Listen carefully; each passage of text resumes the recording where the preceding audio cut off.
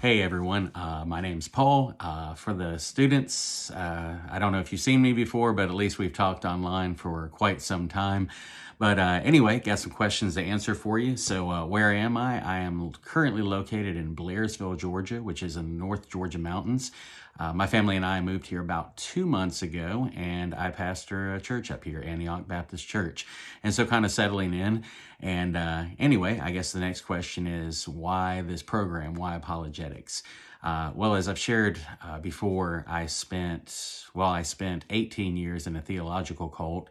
And then after leaving that, just because of the scars and the wounds from that, I turned to essentially be an atheist for the next decade. And an atheist that was really in it to win it, so to speak. Not only did I not believe in God, but I didn't want anybody else to believe in God. And at the same time, I was also a collegiate debater, and not to brag, but I was pretty decent at it. And so when I got saved, apologetics is a place that a lot of people tried to push me, but it was also a place that I kind of ran from. I read something from C.S. Lewis a long time ago. He said he never felt less like Jesus than when he was defending Jesus. And that kind of really, it resonates with me. The idea that I can get so caught up in trying to win an argument that I'm not as Christ-like as I'm supposed to be. And so I stayed away from it for a long time, but it didn't stop me from doing apologetic work, of course, trying to answer the questions of our culture. And with my background, a lot of people in churches, well, they wanted me to give them the answers. And sadly, I think we probably figure out that as many answers as we've learned in the program, what we find is that there's not always just an answer. There's so much of this is emotional, and there's so many wounds that are involved. But anyway, the one thing that did discourage me when I was lost was Christians' refusal to even try to have a conversation about these things. Not only were most Christians unprepared to have a conversation about their faith, but they were just unwilling. And I don't know how we can be Christians and be unwilling to have conversations with people that, like atheists, agnostics. I really feel that they want Jesus to be so true that that's why desperately they do the things they do. At least that's my experience. And so that's what got me into the program. My topic for research is primarily about deconstruction, but in a very particular way.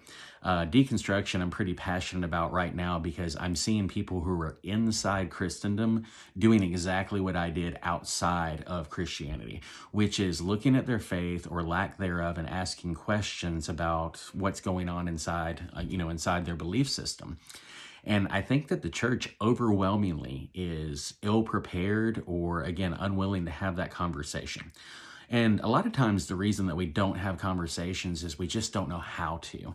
And so I want to look at deconstruction, but not so much the overt deconstruction that's happening on social media or, TikTok or Twitter, places like that, or even with Christian celebrity, even though those are all a part of the discussion.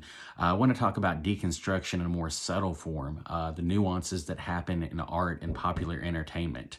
And so I'll be looking at deconstruction efforts through popular entertainment. More specifically, I'll be using the backdrop of the Netflix show Midnight Mass to try to help show that there's some very basic apologetic arguments like the problem of evil. There's also other complaints that they make like hypocrisy. And, well, I could go further, but I won't bore you now. I'm sure we'll talk about it a lot over the next several weeks. But that's what I'm looking to talk about because I think that the church needs to understand that there is a search for God, a search for transcendence going on all around us. And if we're careful, we can decode those messages and we can have a good dialogue. And ultimately, we can be good representatives. We can have an answer with gentleness and respect for those around us.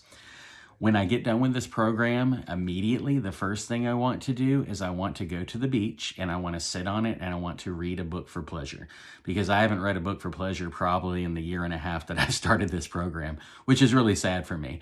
But that's what I want to do initially. But I really just want to keep on doing what I'm doing, which my emphasis was cultural engagement because I think that Christians have typically had one of three approaches to culture. One is just to simply hide from culture and pretend that it doesn't exist.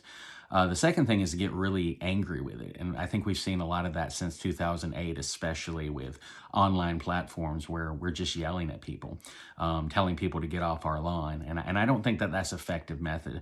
What I would like to do through my ministry, of course, is just to continue to show people that we can build bridges and we can bring people closer to Christ.